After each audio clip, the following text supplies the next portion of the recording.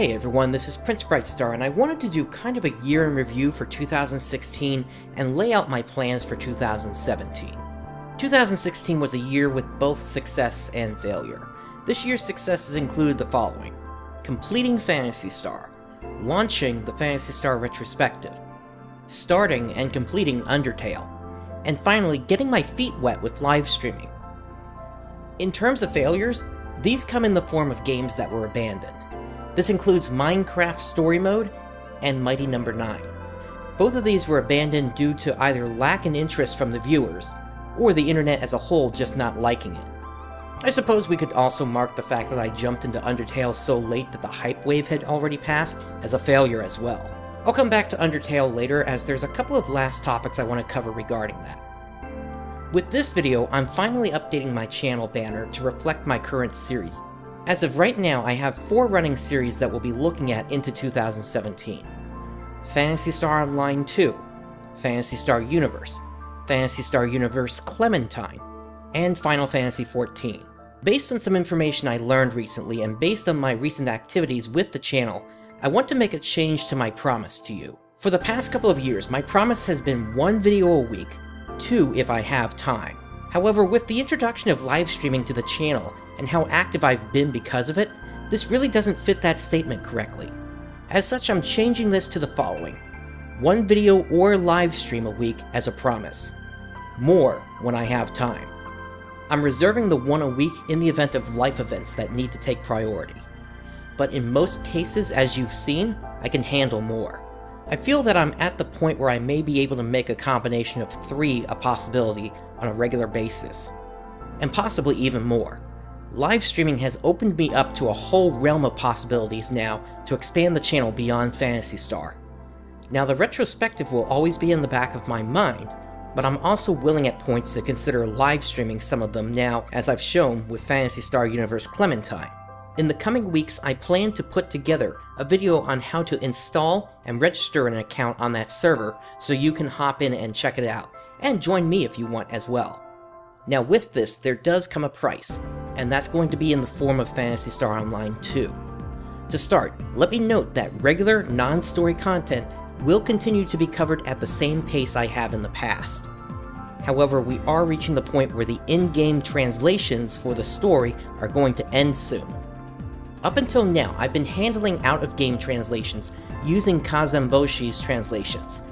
However, the process to add the subtitles is extremely slow. A 5-minute scene is taking me upwards of an hour to complete, despite macros I've added for formatting the text and such. While I'm searching for other solutions, I just don't think it'll be reasonable for me to put out an episode a week if I'm having to dedicate 8 hours to just putting subtitles in. If anyone is aware of a subtitling program that supports exporting subtitles so I can chroma key them into Premiere, I'm all ears. If this doesn't exist, I'll have to consider double rendering videos and may have to release story chapters slower than before. Working in my favor with all of this, I suppose, is the fact that the next chapter of PSO2's story won't be coming out for some time, based on the recently released roadmap for the first half of 2017. So there is still a chance for me to catch up. Also, just a quick note, since the most recent emergency quest is story related as far as I'm aware, I'm holding off on releasing that content until we get there in the story, similar to the 2 major fights from episode 3 I have footage from. Those are ready to release as soon as a translation is available so we can get to those fights, and I do have some good news related to that. A translation for episode 3 is now available through the help of Armored Raven and a channel called Oceanic PSO2. Now, Phantasy Star Universe looks like it'll be ending in Q1 of 2017. I haven't decided what's going to come up next, but I've got some possibilities I'm looking at. Phantasy Star 2, the Phantasy Star 2 Text Adventures, Phantasy Star Adventure, and Phantasy Star Online. I probably won't make an announcement on which it is until the first episode actually releases.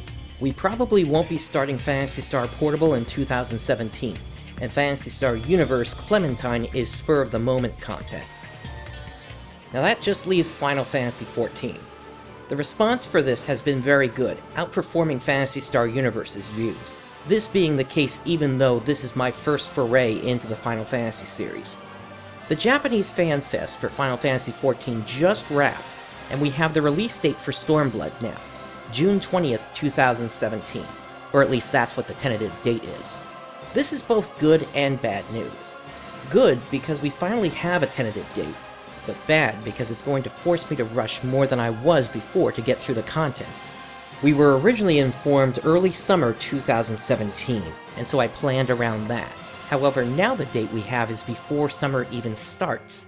My initial reaction is to see if I can increase how frequently I'm doing live streams for this series. I realize I'm adding a lot of new work. However, I also realize if I want my channel to continue to grow, I have to step outside my comfort zone. And despite all of this, there's one more thing that could throw a monkey wrench into all of this. A game that we were supposed to start this year, but didn't because of delays. Cosmic Star Heroine. Internet reviews of the beta that came out a little while back was very positive, and when this releases I intend to be on top of it, provided we don't have a simultaneous release. If that happens, I'll figure something out. Now, going back to Undertale to finish things up. For those of you that might be holding out hope for a fight against a certain skeleton, you should already know it ain't happening. You should know by now I prefer to defuse a situation if possible, as seen with Echo and Cabra Khan. If you want me to say something though, I guess I could make another reference. Sans' final attack is actually quite similar to one of Olga Flo's attacks we see in the elevator in Phantasy Star Online Episode 2. I do, however, want to point you at some interesting fan projects if you're at all interested in keeping up with that community. First up is a project called Undertale. It allows you to create your own Undertale-style fights. I'd recommend at least checking out the Alphys Neo fight and the Toby Dog fight.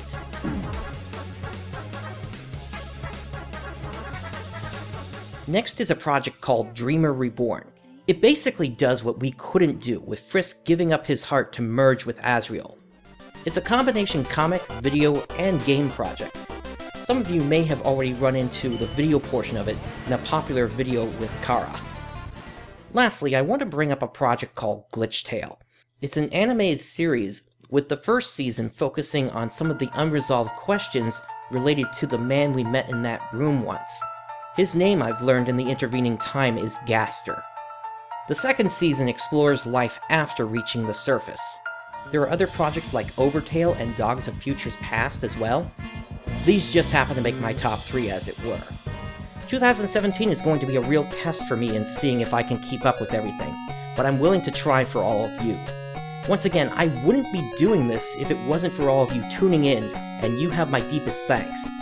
This is PrinceBrightstar signing off. I'll see you next year.